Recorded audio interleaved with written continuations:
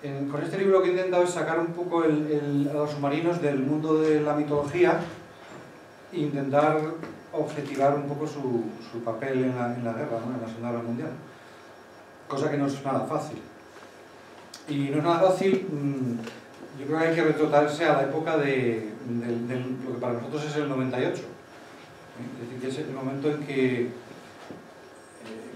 Alemania surge como potencia mundial, con Bismarck, ¿no? A finales del siglo XIX, y empieza a competir por así decirlo, lo que ellos entendían en esa época un hueco en el mundo, ¿no? Y por ser una gran potencia. Y en ese contexto de surgimiento de nuevos imperialismos, y en concreto el norteamericano, pues es curioso que yo creo que está muy ligado, aparece, es cuando surge lo que en España sería la germanofilia, ¿no?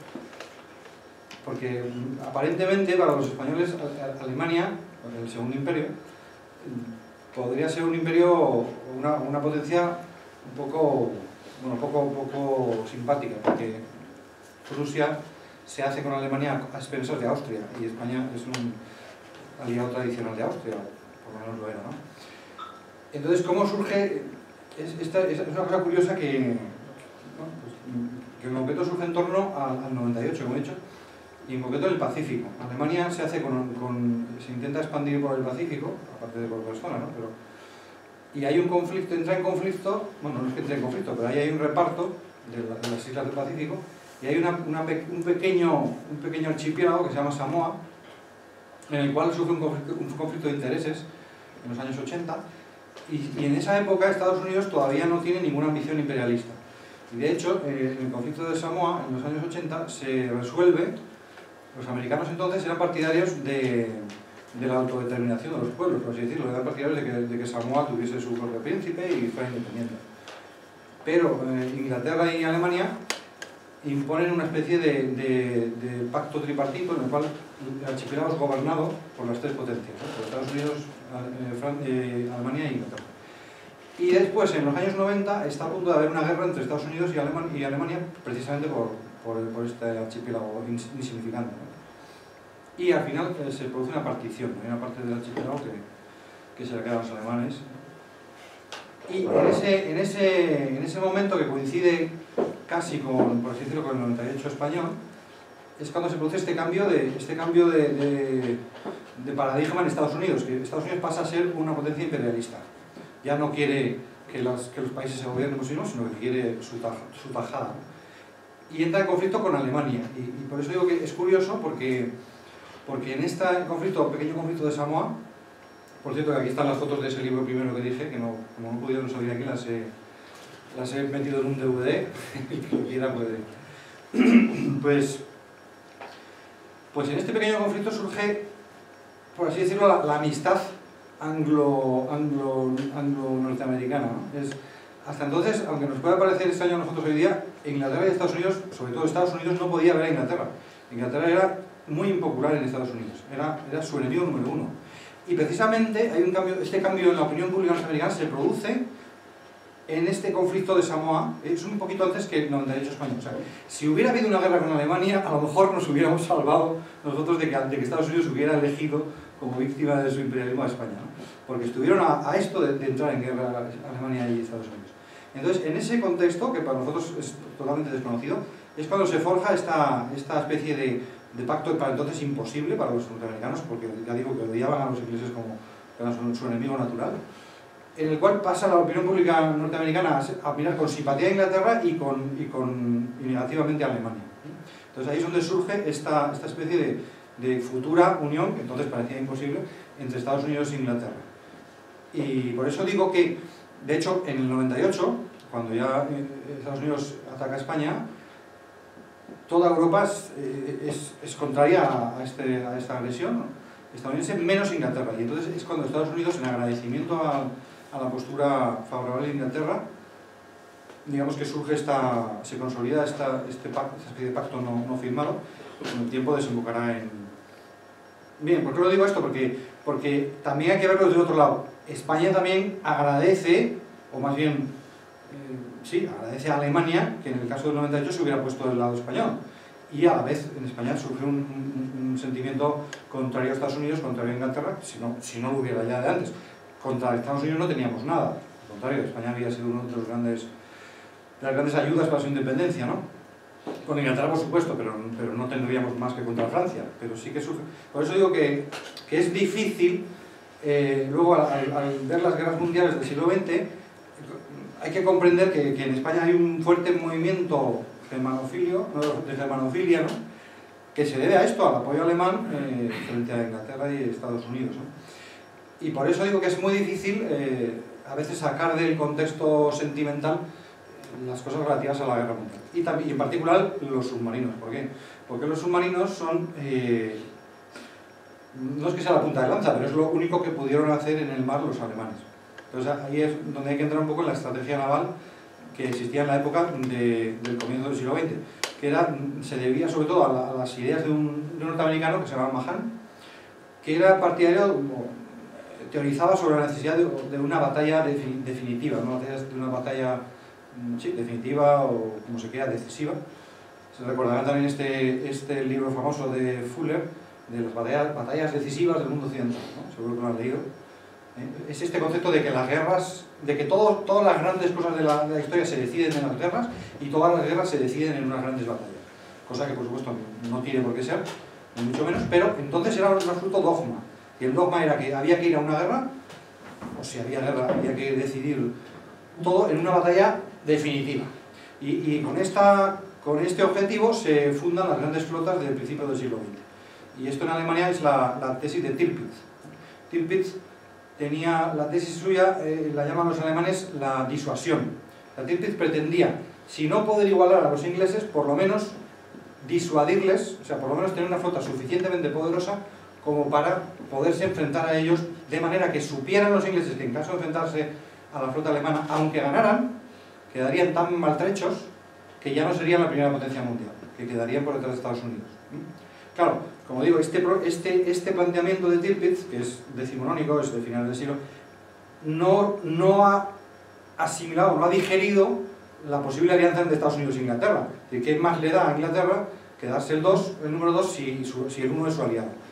Bueno, a los ingleses siempre les gusta ser el número 1, pero ya ese planteamiento de Tirpitz no era tan decisivo porque por ese tema. ¿Qué pasa? Que la Armada alemana, a pesar de haber construido muchos barcos muy potentes, no consigue su objetivo. En la Primera Guerra Mundial, la Armada alemana no consigue salir salir al Mar del Norte y enfrentarse a los ingleses. Los alemanes se creían que los ingleses, que también participaban de la doctrina de Mahan, acudirían a enfrentarse a ellos, ¿no? Pero los ingleses no fueron. Los ingleses se conformaron un bloqueo que estaba muy lejos, que estaba fuera del Báltico, estaba entre Noruega, las Feroe y las Shetland, o sea, Inglaterra. Y no acudieron a la llamada de Tirpitz. Entonces, claro, los alemanes fue una gran decepción para ellos, porque su flota no tenía autonomía suficiente como para salir ellos al encuentro de los ingleses. Entonces, como sabrán, hubo solamente una batalla, en la batalla de Jutlandia, que aunque teóricamente fue una victoria, bueno, las dos partes lo tomaron como una victoria, ¿no? La batalla de Jutlandia para los ingleses, de Skagerrak para los alemanes. Hubo más muertos ingleses, pero el resultado fue que la flota alemana nunca volvió a salir, porque no pudo con los ingleses, porque no pudo romper el bloqueo. Entonces, de esa frustración surge que, digamos, lo único que queda es intentar hacerles daño con los submarinos. Entonces, aquí es donde surge el mito. El mito es que sustituye a la realidad. La realidad es que los submarinos eran el arma de los débiles para los alemanes, ¿no? Los alemanes, digamos, lo habían despreciado al submarino como el arma de los débiles. De hecho, la Armada alemana fue la última que incorporó submarinos. Que nosotros en nuestra mentalidad podemos pensar que los alemanes son los inventores del submarino, poco menos. En realidad, en la Primera Guerra Mundial, los alemanes, antes de la Primera Guerra Mundial, fueron los últimos que se apuntaron a tener submarinos y tenían muy pocos. Entonces, ellos hacen de la necesidad virtud. Como lo único que pueden esgrimir contra Inglaterra, porque no tienen barcos de superficie capaces de romper el bloqueo, esto tiene sus matices, ¿no? Pues tienen que intentarlo con los submarinos. Y entonces de ahí surge la guerra submarina, que tuvo sus éxitos surge una discusión dentro de Alemania sobre hasta qué punto vale la pena provocar al adversario, sobre todo a Estados Unidos. La tesis era que si nos pasamos con los submarinos, si hundimos barcos neutrales y barcos norteamericanos, nos arriesgamos a que Estados Unidos entre en la guerra. Entonces había una corriente, digamos, que quería limitar la acción y decir, bueno, ojo, no nos metamos demasiado. Y otra corriente contraria que decía, no, metámonos a tope, no importa, porque aunque Estados Unidos entre en la guerra, no será capaz de evitar que asfixiemos a Inglaterra. Entonces, ese es el mito de la asfixia, de poder cortar las comunicaciones y los abastecimientos de Gran Bretaña, etc.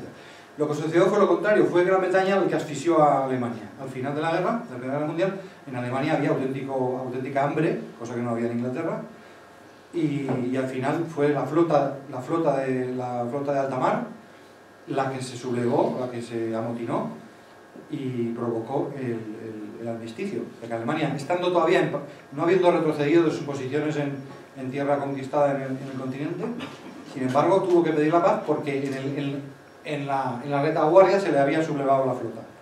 Entonces, claro, esta es una humillación tremenda porque digamos, estas tesis de que la armada era la esencia de la guerra, que la guerra se iba a resolver en el mar, y al final la guerra se resuelve en los puertos porque se sublevan los marineros, y la armada, y precisamente aquellos acorazados que no han salido en toda la guerra más que una vez y han estado toda la guerra en puerto, pues son los que se sublevan y provocan que Alemania tenga que pedir la paz, ¿no?